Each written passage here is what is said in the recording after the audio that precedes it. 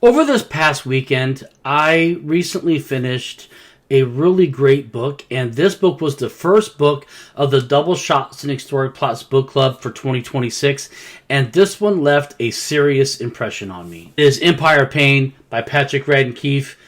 This one is an amazing story, and I need to tell you about it. Now, if I had to summarize this entire book in one big-ass long sentence, it would be that it is deeply researched, emotionally heavy, and incredibly well-written investigation into the rise of Purdue Pharma and the Sackler family and how their actions help fuel the opioid crisis.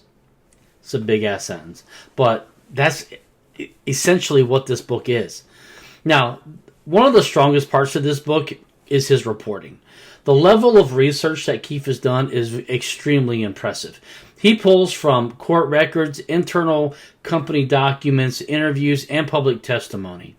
But this book never fails to feel like a textbook. It reads like a narrative nonfiction.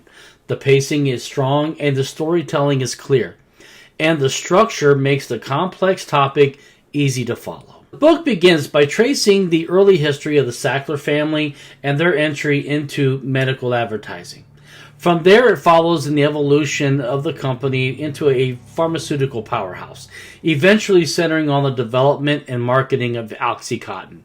What makes this section extremely powerful is just how clearly Keefe shows the role of marketing played in shaping the doctor behavior and public perception of this very addictive drug. Another strength of this book is just how it balances corporate history with human impact. While much of the story focuses on boardrooms and legal battles and business strategy, Keefe never lets you forget that there are real-world consequences. Throughout the book, you are reminded that these decisions affected real lives. Emotionally, this is not an easy book to read. But I think that is what makes this an important book that must be read. The frustration and the anger and the discomfort that you're going to feel while reading this book mirrors the scale of the harm that was done. By the time you reach these final chapters in this legal fallout, you are left with a strong sense of just how slowly accountability moved compared to how quickly damage spread, not only in the United States, but also many countries around the world. Overall, I would highly recommend Empire of Pain if you enjoy investigative journalism or modern history. So for me, this is a strong way to start off 2026 in the Double Shots and Historic Plots book club lineup for 2026. Let me know if you have read this book and what some of your thoughts were or impressions.